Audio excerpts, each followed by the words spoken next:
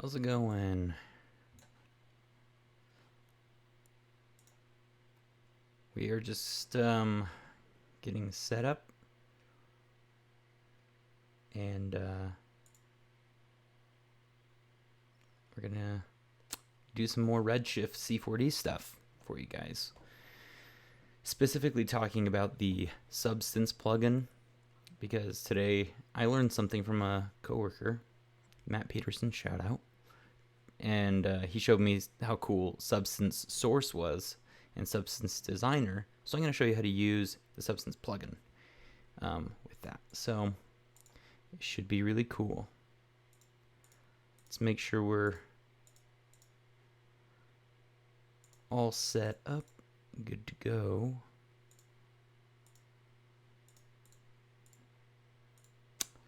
Sorry guys, just making sure this is all proper. Say hello if you're hanging out. Get my chat up. There we go. Oh, hello, Orion. How's it going? Welcome to the chat. Say hello if you're tuning in. Substance is Substance Painter. It's a like texture program. It's really good. Yeah, so I'm just making sure my Facebook Live is working because I can see that it's working. Oh no, looks like we don't have Facebook today. Dang it. Somehow it got disconnected.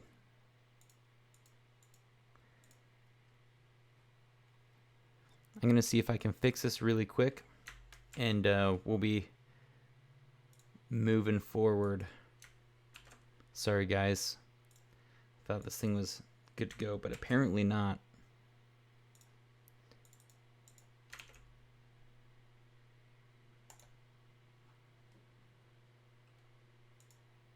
We'll see if it'll connect. If not, we're just gonna have to move forward. Okay, yep, looks like Facebook is off this one. Sorry Facebook, you don't get to join the stream today. Okay, let me just close the Facebook one. What a shame. Okay, yeah, if you're tuning in, say hello. And we'd like to see where you're watching from. Twitch. Do we have people from Twitch? Who do we have from YouTube? All right. Okay, guys, we're gonna start moving forward. So before I move forward, I think I want to start showing some artwork that people have made with Redshift C4D. And here is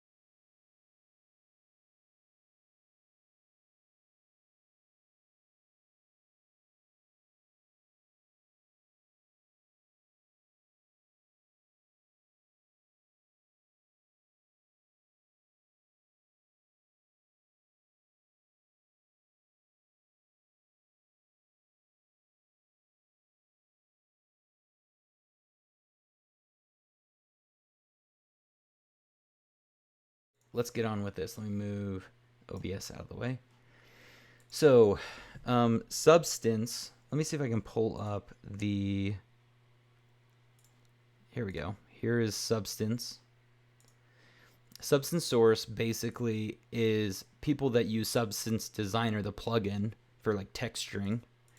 They will create these awesome textures, and then you can pretty much, if you have the plugin for Cinema 4D, you can plug these in, and they're procedural. So what that means is there's attributes you can change. For example, if you have like a metal object, sometimes people that design some of these materials will make it so you can turn on like rust or leaks, and basically they can tell by like your curvature of your object. So if you have hard corners, it'll do like rust on edges and things like that. So Substance Source is pretty much a place where people can put all these things they build, and of course they have free ones. So today we're going to be using this muddy step water thing. I'm going to show you how to get this look with Redshift.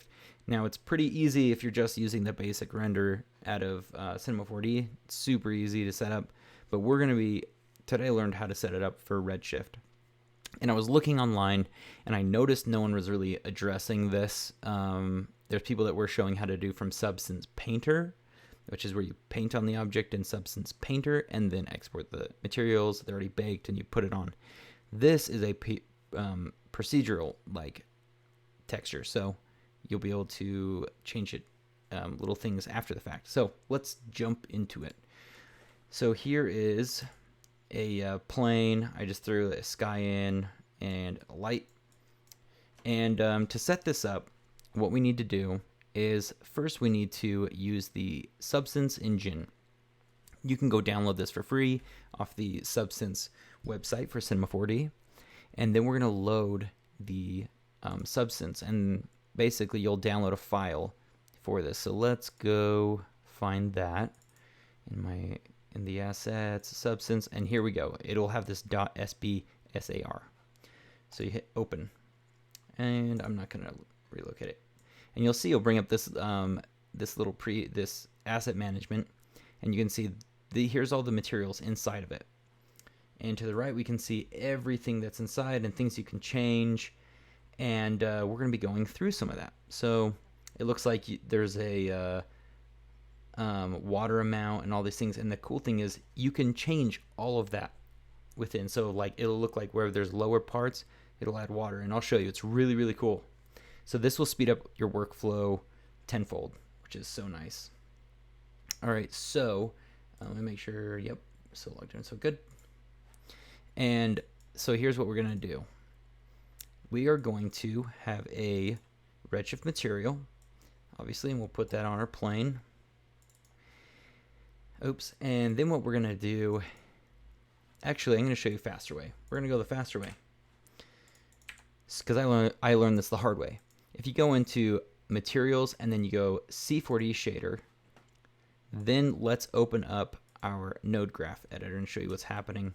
So basically you have your Redshift material, and then you have, right now it's just this brick texture, and it's baked, and then it goes into diffuse. So what we need to do is plug in our Substance stuff right here. And let me just drag this material onto our object so you can see, boom, now it's bricks. We don't want the bricks.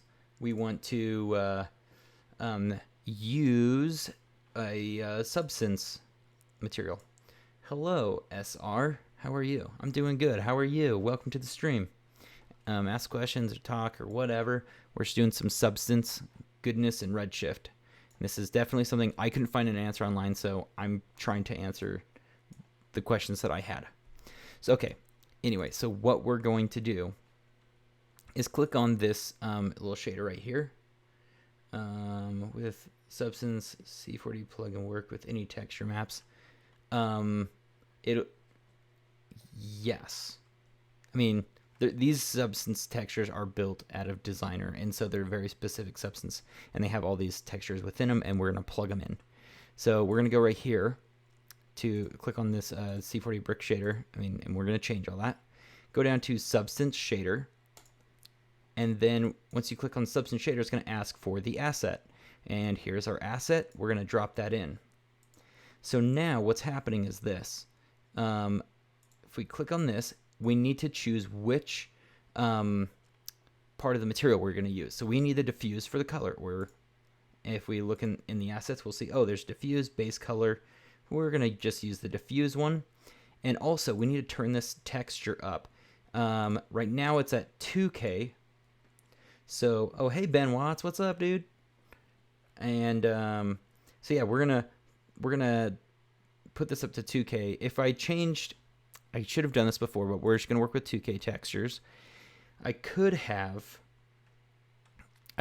gone into Substance, let's see, Asset Management, and if you go into, I didn't set this up, unfortunately, Substance Preferences, and you change this to Direct 3D LL, or 11, you're going to be able to use the 8K textures and stuff, but then I'll have to restart Cinema 4D, so I'm not going to do that right now. We're just going to leave it for now. And yeah, so for now we're just going to use 2K textures. So now that we have this plugged in and it's going into our diffusion, that's looking good. So what we need to keep doing, let me hit render and we'll see this should update with our, yep, there's our texture from Substance, okay? There it is. And so now we need to just start plugging in more of these. And what I like to do is, for normal maps, what you need, I'll show you this first. Sorry guys, I'm all over the place. Type in normal map, and we're going to plug this in to our overall bump. Let's open this up right there. And this one, to do normal maps, we don't need the baked texture, so node right here. So I'm going to copy this one, paste it,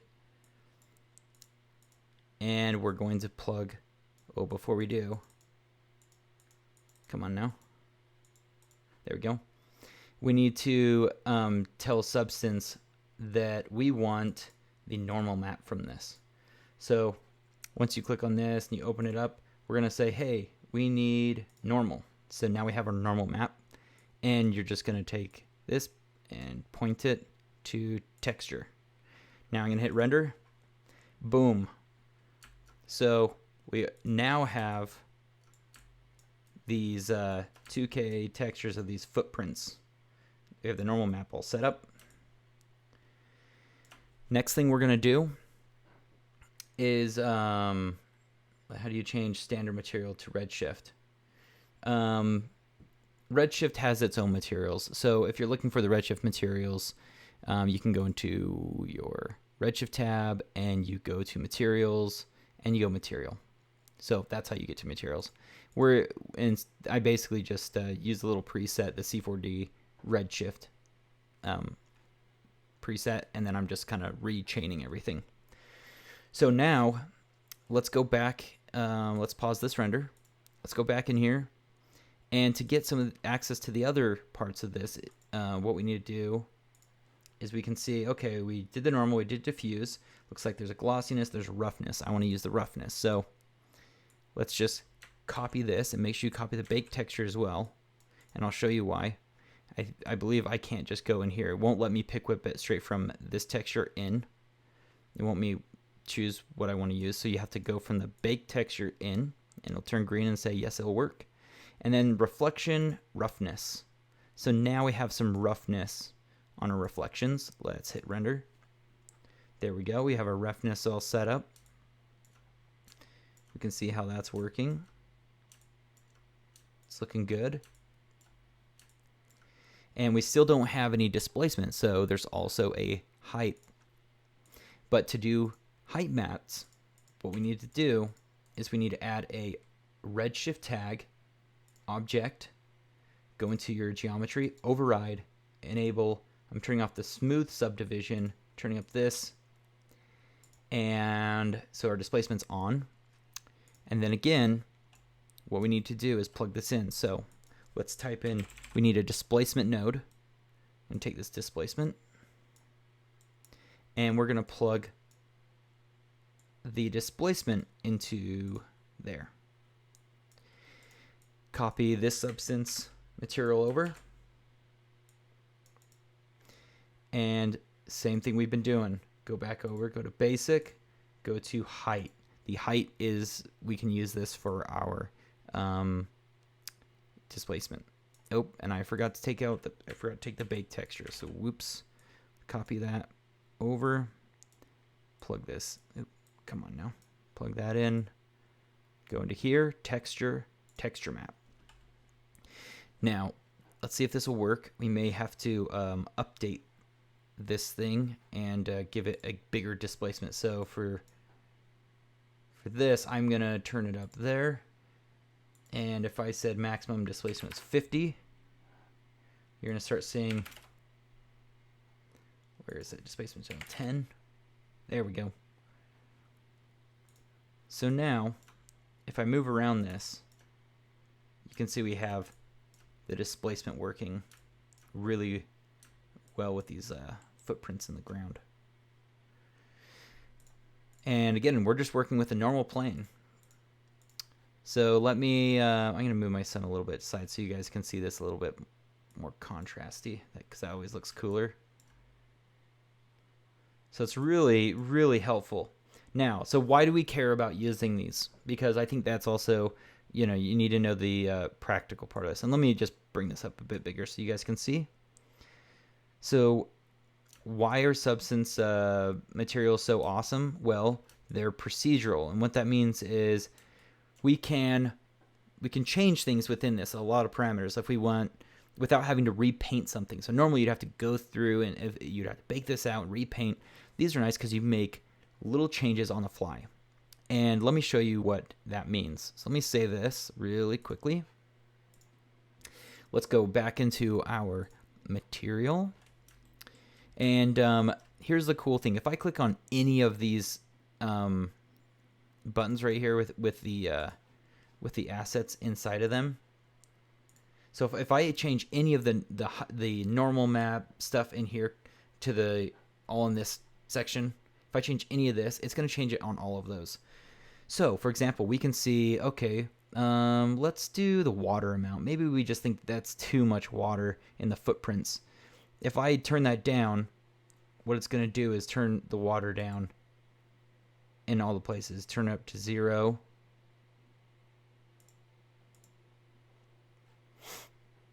Or let's crank it up more. What we should be getting, leaf density. Maybe it's just trying to update.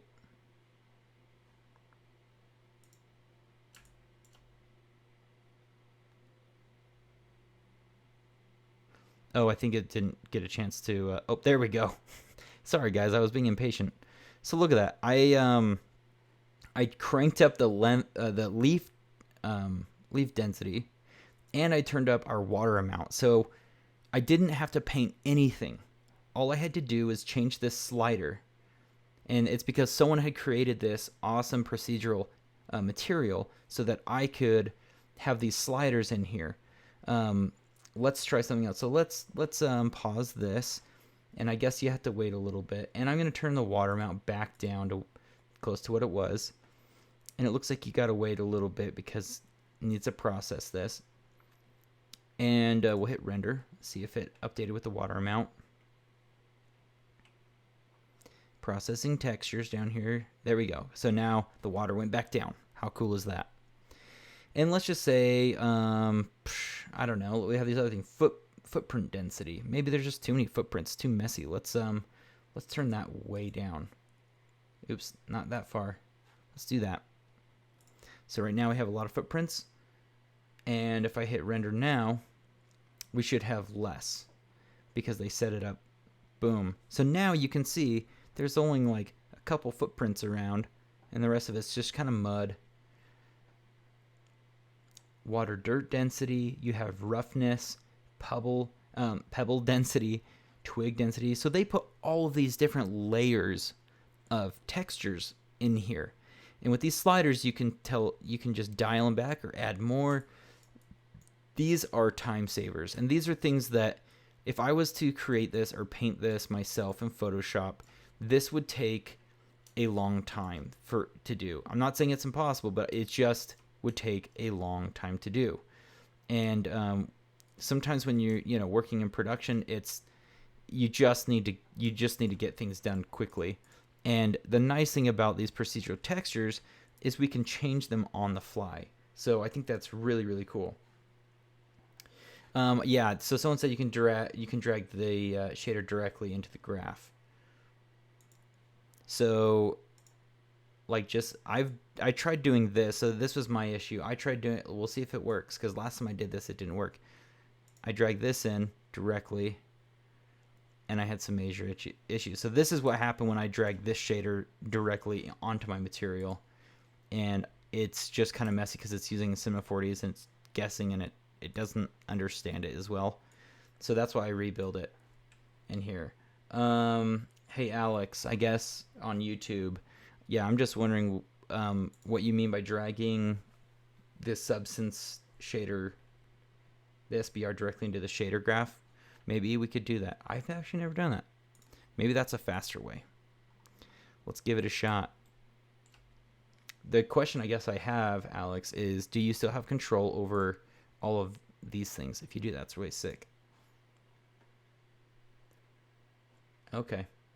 So he means from the asset manager. Let's try that. Maybe this is a faster way. So we just drag it into here. Oh, that is probably faster, guys. Would you look at that? So it looks like that is a better way to do it than what I had. Thank you, Alex. That's way better. Cool. Awesome. So yeah, it looks like everything I just did was the harder way. So you could do it this way. Yeah, so it looks like if you just drag the substance thing from the material, boom, that's a faster way to do it for sure. Let me delete all these ones I did. Thank you, Alex. Time savers for sure. And this is our, and it looks like even, does it, oh yeah, it names them as well. So color, normal. Oh, that's great. Now, is this our normal? Oh, this, yeah, it is. So that's really cool. So it looks like, yeah, you if you drag it directly in, it sets it all up for you if you drag it into the Redshift. Specular glossiness. I'll connect my roughness back up. And wow, that's definitely better to do. And we got the, what is this? Metallic and the height. And so we just need to connect this back up to our height. Oh, come on now. There we go. Fantastic. There you go. That's way faster. I like that. And the specular, does that, for you guys, do you typically just put this in the reflections, like the weight? I'm always curious how people use some of this stuff. I mean, that looks right.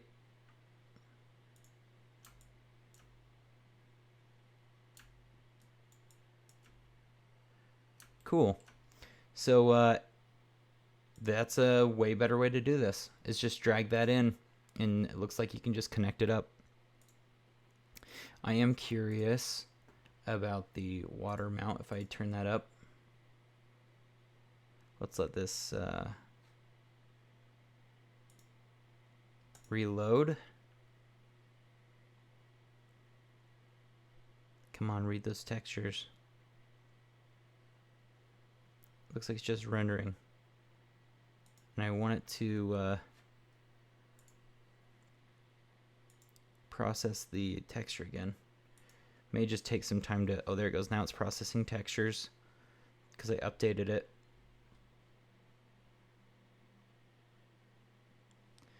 There we go. Make sure those reflections are hitting in the water. No, they're not. Maybe I put the spec in the wrong thing. I'm just gonna pull that off of there.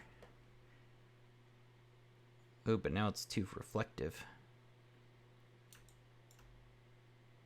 My roughness is in there, which is what I want.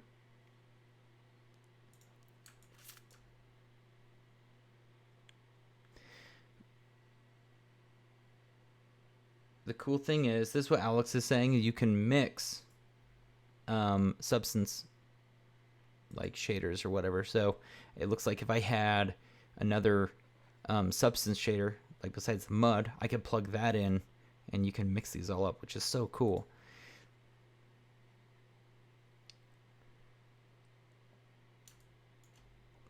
That's so sweet though. You can do all these crazy things. So yeah, this is definitely a better way to do things. Maybe I need to put the, I want to look at my materials. Maybe glossiness is what I need to put in my reflection weight.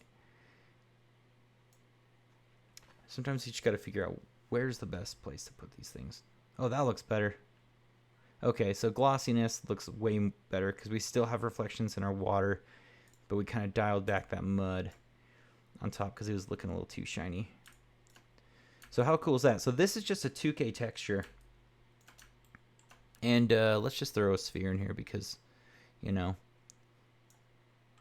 spheres are cool. And let's crank this segment up to 150. So, does anyone have any questions? Because it sounds like I learned something. It's quicker just to drag it in from the assets. I was wondering why I couldn't find anything online about like how to use it. Because now I'm like, I feel kind of dumb because it's so much easier than I thought. So yeah, if there's any questions about this, I'll do my best to answer it.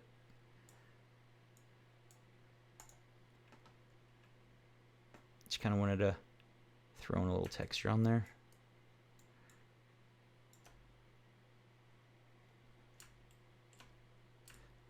Yeah, I can't really do a lot right here just because this is a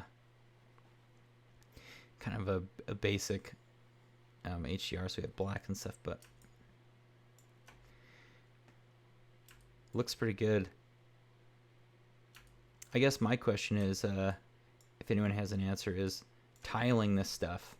How do you go about tiling this stuff? So if I wanted to tile this thing and have these mesh, how would I go about doing that? That would be my question. And maybe that's something I'm gonna have to study up on, but it's really cool what you can do with these substance designer things. I'm a noob. I feel like I just discovered them, and it's like a gold mine now. It's gonna save me so much time. I wish I would have turned this up to the 4K textures because they look really, really good.